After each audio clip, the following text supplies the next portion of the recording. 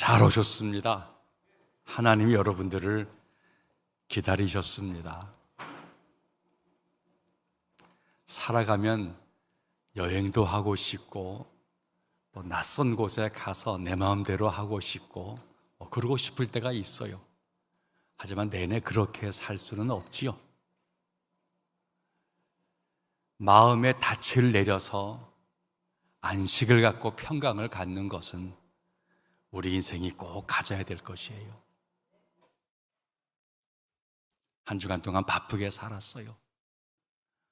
거룩한 주일 주님이 불러주어서 주여 전에 온 거예요. 우리를 기다리신 하나님, 사실은 우리의 삶의 구석구석 함께 하시고 도우셨는지 우리는 알지를 못했죠.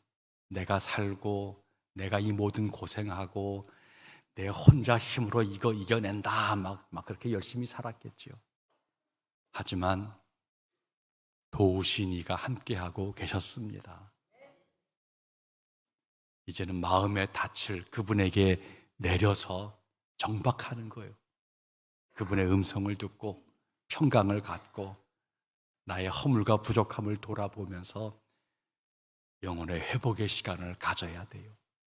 거룩한 주일이 여러분에게 안식이 있으며 회복이 있는 그 예배가 되어지기를 축복합니다. 그러니 여러분들 주의 전에 올 적에 사람이나 환경을 보지 마시고 내가 하나님 만나러 왔다는 거 꼭 기억하세요. 주님 바라보시는 중에 주님과의 교감을 가지시고 아들과 딸들아, 내가 너를 기억하고 있어. 내가 너를 돕고자 해. 내가 너를 얼마나 사랑하는지 알아?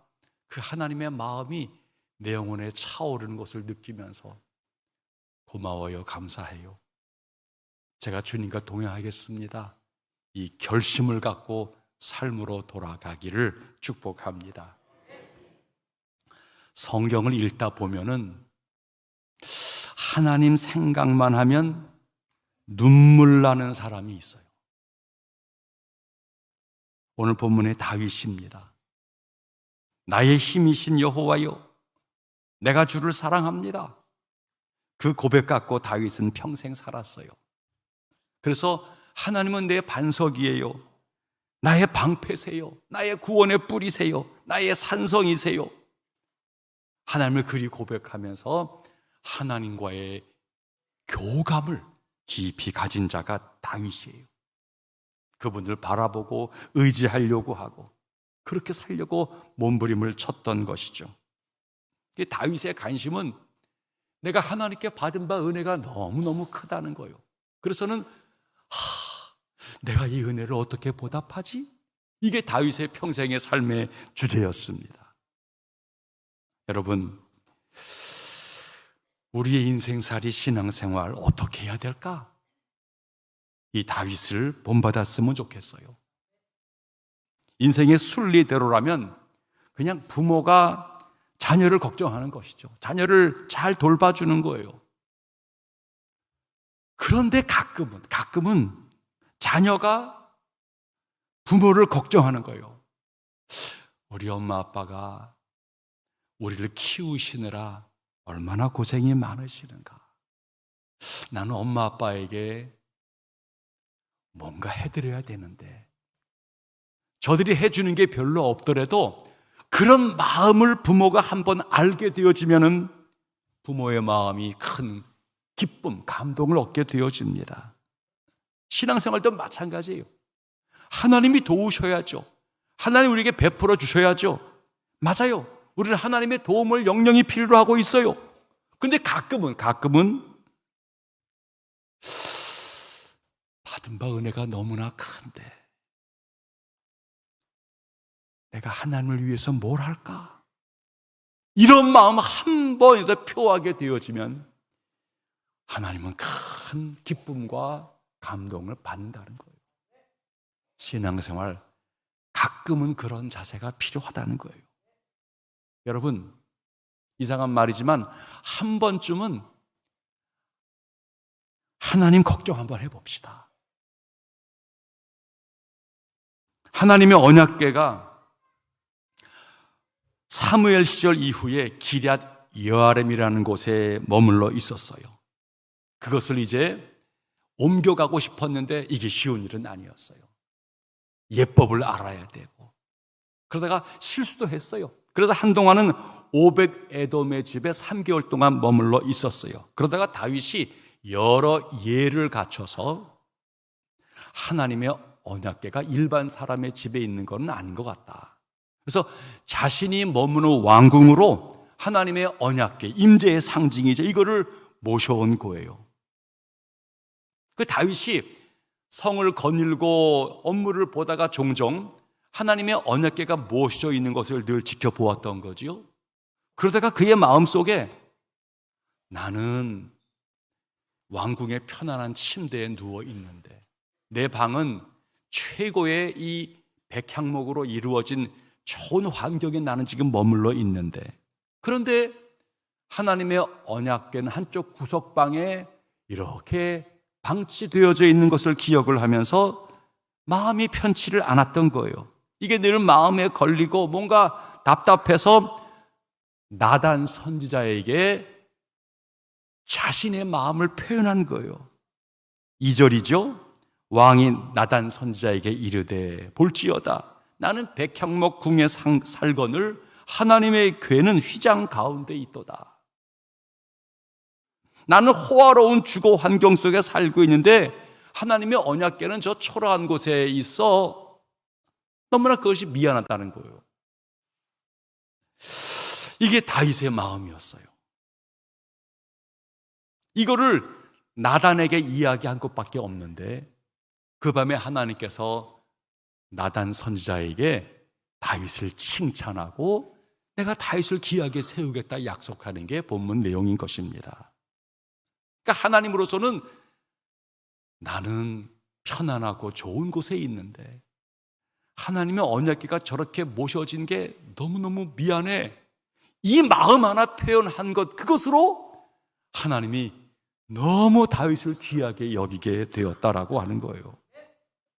여러분, 하나님을 사랑하는 만큼 하나님 사랑을 얻는 거예요. 다윗이 성전 짓고 뭐 화려하게 무슨 하나님께 뭐 해드려서 하나님께 복을 받은 것이 아니에요. 다윗은 성전을 결국 못 지었어요. 그러나 하나님을 향한 그 마음을 하나님이 아셨고 하나님은 다윗을 마음껏 축복해 주었다는 거예요. 하나님을 먼저 생각한 것이 그에게 은혜와 복이 되었다라고 하는 거예요. 하나님 기억하고 하나님 한번 우선하고자 하는 마음이 여러분에게도 있습니까? 내가 받은 바 하나님의 은혜가 너무나 큰데 내가 하나님의 은혜에 뭘로 보답하지? 이런 자세를 갖게 되어지면 이게 하나님 위하는 게 아니에요. 사실은 그런 자세를 가진 자는 하나님이 귀하게 여기고 그가 위대한 사람이 된다는 거예요. 다윗 그냥 사람을 섬기고 사람에게 은혜 베풀려고 하는 정도가 아니었다는 거예요. 오늘 나를 있게 하신 하나님의 은혜를 다윗은 늘 기억했다는 거예요. 그 은혜 어찌 보답할까? 이렇게 하나님을 향해 나아가는 중에 하나님께서 야, 이거 기특하다, 쓸만하다, 내가 여를 어떻게 좀 사용해 볼까, 어떻게 높여줄까, 그런 마음이 하나님에게 들게 되었다라고 하는 것이죠. 인생을 살다 보니까 돈에 눈 떠가는 사람이 있어요. 돈이 되는 것을 보고, 돈이 있는 것을 보고, 그러면 더 많이 가지려고 애를 쓰지요. 힘의 필요성을 느끼는 자들이 있어요. 힘을 모으는 거예요. 권력을 갖는 거죠. 그런 사람은 더 큰 권력을 가지려고 애를 쓰게 되어집니다.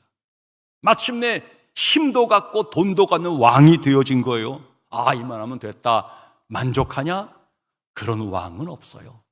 다 이루어진 것 같으면은 이웃 나라 보고 나보다 더 약한 것 바라보면서 땅을 넓혀야 되겠다, 이런 생각을 하거나, 또는 나보다 나를 견제하려는 것들을 물리치려고 하거나 그런 마음 갖게 되어지는 것이죠. 다윗 그러질 않았어요. 분명히 땅도 넓히고 높아지는 과정에서 자신은 여유를 갖게 되어진 거예요. 근데 그 여유가 놀자, 쉬자, 즐기자 이런 것이 아니라 받은 바 은혜가 너무나 큰데 하나님의 언약궤가 저렇게 모셔져 있는 게 내 마음이 너무나 죄송스럽다. 하나님 그 마음을 귀하게 여겼다는 거예요. 어떻게 우리 인생 살아가시기를 원하십니까? 한 번쯤은 이 다윗과 같은 마음을 품어볼 수 있기를 바랍니다. 오늘 본문 7장에 하나님 걱정 한번 하면서 하나님이 그 다윗을 너무너무 귀하게 여긴 이후에 7장 후반과 8장 9장에 보면은 다윗이 크게 보고하는 장면이 나오는 거예요. 승승장구하는 거예요. 하나님 그를 더 존귀하게 세워지는 내용이 가득한 거예요. 마침내 다윗 시대의 그 영토가 남쪽으로는 에집트 그 접근까지, 저 위쪽으로는 유프라테 강 최강대국까지 그 가운데가 다 다윗의 땅이 되었다라고 이야기하는 거예요.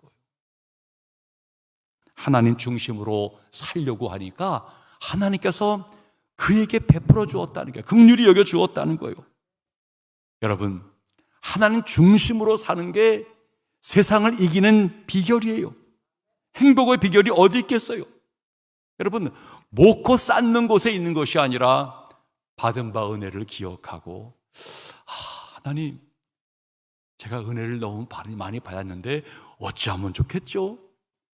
이 마음을 가지고 살아가는 중에 하나님이 채워줄 뿐만 아니라 거기 내 심령에 기쁨과 즐거움이 있다는 거예요. 온 가족이 하나님 중심으로 살아가고 거기 부모가, 자녀가 우리가 하나님 안에서의 한 가족인 것을 기억해서 하나님을 주인으로 하나님을 기억하여 살게 되어지면 그 집은 건강한 가정이 되어진다라고 하는 거예요. 하나님은 당신을 사랑하는 자를 귀하게 여기세요. 대개 사람들은 누구나 자기가 잘났다라고 여길 때에 불행해지는 거예요. 다른 사람보다 잘났다는 것, 그것 때문에 시험에 드는 거예요. 거기다 자기 주장하다가 결국은 자기 역할도 제대로 하지 못하고 괜히 교만 우쭐거리다가 형통의 문이 막혀버리고 마는 거죠. 여러분, 겸손할 때 은혜가 찾아와요. 그 반대로 교만하면 은혜의 문이 닫히는 거예요. 그때부터 마귀가 역사하는 거죠. 마귀는 언제나 나 따라와라. 그런 다음에 마귀는 내가 너를 최고가 되게 해주겠다. 높은 곳에 있게 해주겠다. 그 마귀가 하는 거예요. 예수님께서 공생애를 출발하면서 마귀로부터 받은 시험이 뭡니까? 너 내게 절해라. 너 나 따라와라. 그러면 내가 너를 높이 세워주리라. 이거 다 갖게 해주리라. 이게 마귀의 시험이었어요. 그게 아니라 주 여호와 하나님만을 섬기라. 이게 주님이 붙잡았던 것이죠. 예수를 따라가면 다른 거예요. 예수를 따라가면 잘 된다라고 하는 말 이전에 너 나를 따라와라, 나를 본받아라 라고 하는 말을 듣게 되어져요. 우리 주님 십자가 지셨잖아요. 마구간에 태어나시고 가장 작은 자, 약한 자로 우리 가운데 찾아와 주어서 그 온유와 겸손함으로 오히려 제자들의 발을 씻겨주시고 가장 천한 자들을 오히려 사랑해 주시고 품어주시고 예수님으로 이야기하면 그야말로 3D 업종, 3D 일을 다 감당하신 분 아니겠습니까? 그런데요, 그 주님을 따라하게 되어지면 갈수록 잘 되어져 간다는 거예요. 반대로 마귀를 따라가면 지금은 잘 되는 것처럼 보이지만 갈수록 막혀지게 되어진다는 거예요. 여러분, 감이 익을 적에 제일 잘 익고 제일 빛깔 좋을 감은 나무 꼭대기에 매달리는 거예요. 그 꼭대기에 매달린 그 감, 햇볕을 제일 많이 받았기 때문이죠. 그거는 절대 심은 자의 몫이 아니에요. 그거는 다 익어가기도 전에 이미 까마귀가 날라와서 다 쪼아먹는 거예요. 내가 제일 높은 곳에 있어, 내가 제일 빨리 익었어, 그건 주인의 것이 못 돼요. 잘 익은 사과도 마찬가지예요. 꼭대기에 걸린 사과는 까치밥이 되는 거예요. 교회 생활 내 자신만만함으로 하는 거 아닙니다. 하나님의 교회에서 일어나는 여러 문제들을 유심히 보면은 이게 나 교회 좀 알아, 나 성경 좀 알아 라고 하는 사람들을 통해서 벌어지는 거예요. 성경 너무 알려고 하다가 이단에 빠지고요, 기도 좀 하고 성경 읽었다라고 하는 사람들, 그를 통해서 시험받는 일들이 오히려 생겨나는 거예요. 우리들은 모두 연약한 인간인지라 자신이 뭔가 행한 뒤에 자신의 열심의 결과에 대해서 왜 안 알아주는 거야? 왜 칭찬하지 않아? 괜스레 시험에 빠지는 거예요. 무엇이든 열심히 한 뒤에는 하나님은 아신다, 그렇게 넘어갈 수 있기를 축복합니다. 그게 지혜예요, 지혜. 우리 교회 일한 뒤에 자랑하지 않는 교회가 되어졌으면 좋겠습니다. 그저 할 일을 한 것이죠, 당연히 여기는 교회가 되어졌으면 좋겠어요. 어저께 우리 영남신학대학교 총장님께서 전화를 주었어요. 조만간 개교 기념일이 되어지는데 오천교회에게 뭔가 마음을 좀 표현하고 싶다는 거예요. 지난 2월 달에 우리 안수 집사님들 한사랑 봉사단이 학교에 가서 봉사를 잘했거든요. 모든 등을 다 교체해 줬어요. 신학교가 지장이 열악해요. 그래서 학생들이 공부할 때 어두웠는데 그 불을 다 밝혀주는 일을 하고 온 거예요. 3주에 걸쳐서 매주 토요일마다 귀한 봉사를 하고 왔어요. 총장님이 너무 고맙다고 식사를 접대하려고 했더니 괜찮다고 거절하고 밖에 나가서 따로 먹고 이렇게 전혀 이렇게 학교에 뭔가의 치아를 받지 않으려고 했더니 총장님이 끝내 미안했는가 봐요. 개교 기념일에 꼭 한번 오천교회 상을 주고 싶다고 그런 얘기를 저한테 표했어요. 귀한 봉사단이 수고하고 목사인 제가 오히려 칭찬을 받은 모습이 되어졌네요. 고맙습니다. 섬기고 일하는 거 자랑하지 아니하고 오히려 당연히 여기는 그 성도, 이런 분들이 교회에 많아지면 교회가 건강한 교회가 되어집니다. 여러분, 신앙생활은 결국 통해야 돼요. 하나님과 교감을 가져야 한다는 것입니다. 살아가면 마음이 막히는 거예요. 문제가 생기는 거예요. 거기서 고통이 생기는 것입니다. 결국은 하나님께 나와서 막힌 게 뚫어져야 되는 거예요. 이것저것 욕심이나 이것저것 문제로 말미암아 꼬인 것들이 하나님께서 풀어줘야 되는 거예요. 우리가 기도할 적에 성령의 교통하심을 믿습니다. 우리 고백 아닙니까? 성령의 교통이 뭐예요? 성령 때문에 하나님과 우리 사이가 잘 소통케 되어지기를 소망한다는 거예요. 땅을 디디고 살고 있지만 우리 모두는 땅하고의 소통만이 아니라 하늘과의 소통을 잘 이루겠다라고 하는 것이 우리 신앙생활인 것입니다. 하늘하고 막히게 되어지면, 하나님과 막히게 되어지면 땅하고 아무리 풀려고 해도 이게 온전히 풀려지는 것이 아니라는 거예요. 여러분, 이 땅의 어두움과 고통의 이유가 무엇입니까?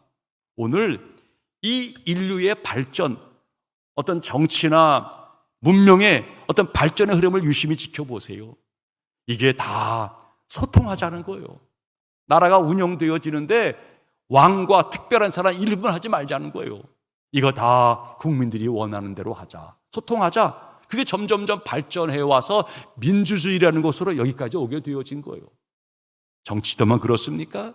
살아가면서 멀리 떠나와서 부모님 소식은 어떤지, 고향 친구는 잘 있는지 여러 소식을, 정보를 더 많이 얻어가려고 우리 모두는 발전해 온 거예요.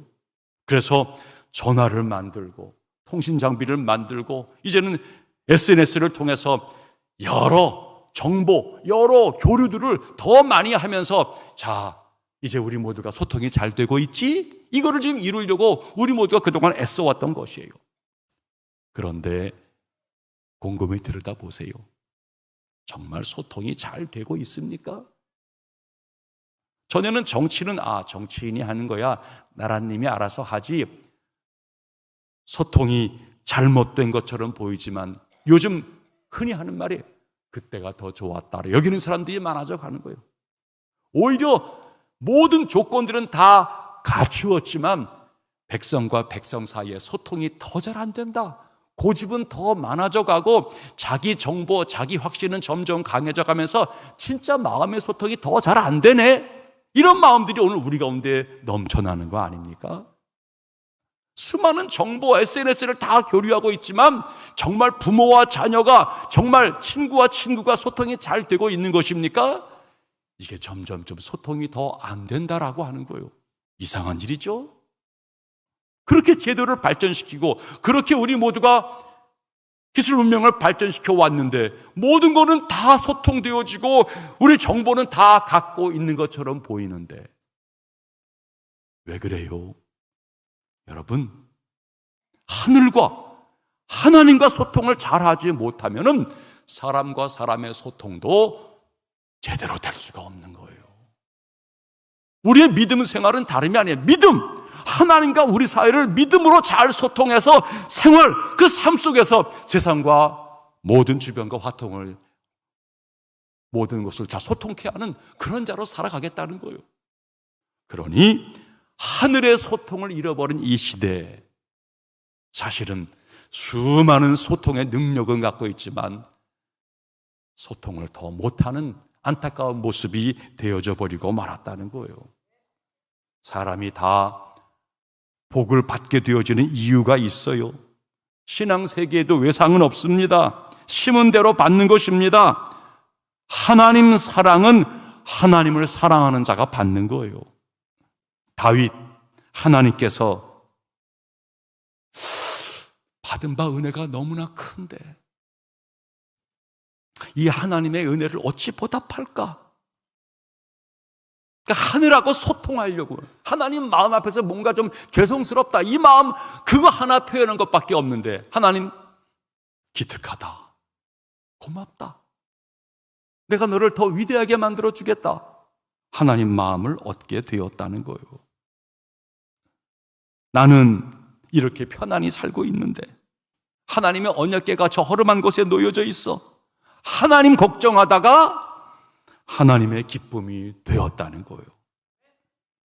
여러분, 7장 지나 8장을 보면 참 놀라워요. 8장에 보면은 다윗이 블렛 사람들을 쳐서 항복을 받고 모압 사람들을 쳐서 그들로 땅에 엎드러지게 하고 조공을 받으며 소바 왕을 쳐서 보병 2만 명을 사로잡고 아람 사람이 다윗에게 종이 되어 조공을 바치고 다윗이 어디로 가든지 하나님이 이기게 하시리라.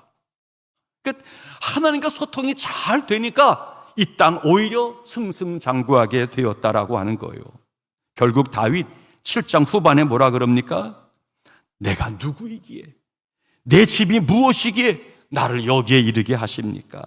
하나님, 당신은 위대하십니다. 주님 같은 이가 없고 주님 외에는 다른 신이 없습니다. 이게 다윗의 고백이에요.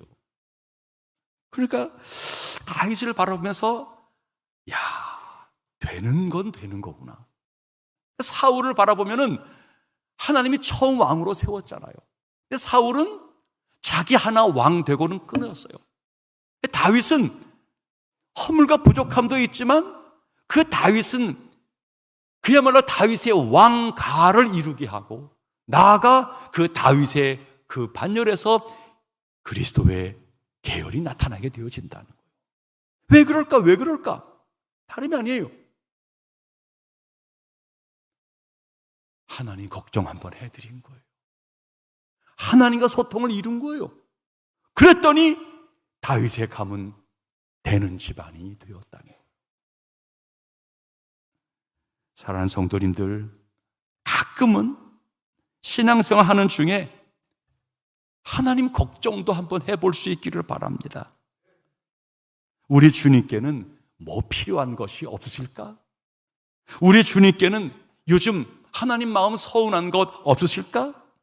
오늘 주님께서 내 모습을 보시고 이 세상을 보시면서 하나님 안타까워하시는 것은 없는가? 그런 하나님 마음을 한번 헤아려 보자는 거예요. 이게 얼핏 주님 걱정하는 것처럼 보이지만 이게 바로 사람이 제대로 살아가는 표시예요. 여러분, 자녀 잘 키우고 싶어요? 너무 애들 눈높이에 맞추고 해달라는 대로 해주고 그의 권리 보장해주고 그거 잘 키운다고 하지 마세요. 아이 잘 키우려고 그러면 여러분의 부모님에게 효도하세요. 하나님을 존중하세요. 이게 전혀 관련 없는 것처럼 보이지만 결국 자녀들도 내가 살아가는 삶을 사는 거예요.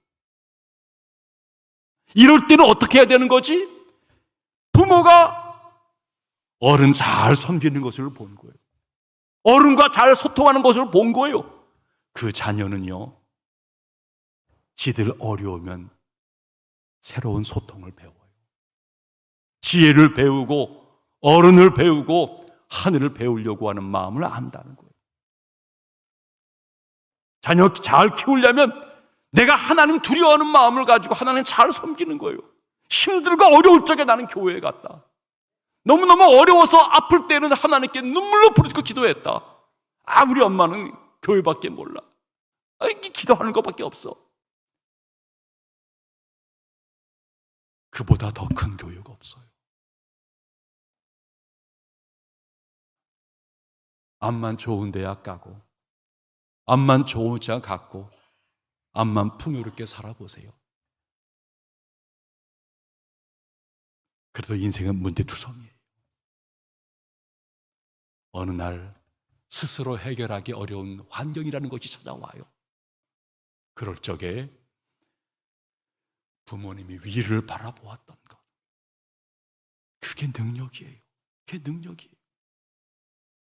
여러분, 자녀들에게 여러분의 얼굴만 주지 마세요. 자녀들에게 여러분의 등판짝을 보여줘야 돼요. 맨날 고개를 낮추고 뒤돌아봐서 잘 있니? 잘 있니? 얼굴만 주지 마세요. 무심하게 보일지라도 무거운 짐을 지고 그 부모가 하나님 밖으로 바라보며 두벅두벅 걸어간 그 흔적, 그 어깨, 그 등판을 기억하면 자녀도 어느 날 그 길을 따라오게 되어져 있는 거예요. 오늘 이 시대의 문제가 다름이 아니에요. 잘하겠다고 자기 지혜, 자기 생각으로 그 눈높이로 최선 다하고 눈물 뿌리고 헌신하고 다 했다가 애들이 얼굴만 마주치는 것에 익숙하다가 그 얼굴이 사라지는 그 순간 자기들이 어디를 봐야 할지를 모르는 거예요. 그런데 그 부모가 등판짝밖에 안 보여주었지만 어른을 바라보고 하늘을 바라보았던 그 부모는 자녀의 가슴에 남아있는 거예요. 다윗, 하나님 좀 걱정했어요. 그러다가 대박 터뜨린 거예요. 우리 자신의 삶의 형편이 빠듯한 건 맞습니다. 나도 먹고 살기 힘든 건 사실이에요. 거기 머물지 마세요. 그래도 하나님의 관심사에 마음 쏟아보세요. 하나님이 이거 필요하시리라 하나님께 한번 드려보시고 하나님을 위해서 써보시기를 바라요. 그거는 하나님의 기억하심이 있어요. 결국은 묶인 것을 풀어주고 막힌 것을 뚫어주는 것은 내 힘으로 안 돼요. 하나님이 도와주셔야 돼요. 다윗, 하나님 걱정 한 번 해서 대박 터뜨렸는데 우리도 하나님, 이런저런 문제는 내게 너무나 많습니다. 그런데 하나님, 받은 바 은혜가 너무나 커요. 하나님 고마워요. 하나님 필요한 거 없습니까? 하나님 당신의 마음이 있는 게 어디 있습니까? 제가 그거 한번 써볼게요. 여러분, 내일부터 5월 가정의 달이에요. 앞선 자가 하나님 바라보고 하나님의 관심에 우리 마음을 드리는 그 일만 꾸준하게 감당해 보세요. 가정이 가문이 되고 개통이 되어지고 흘러가며 하나님이 열어주시는 은총을 누리게 되어져요. 우리 가정, 이 사회, 이 나라, 하나님 관심에 눈 떠가는 이 땅이 되어지게 하옵소서. 이 일에 앞장서는 우리 교회와 온 성도 가정 되기를 축복합니다.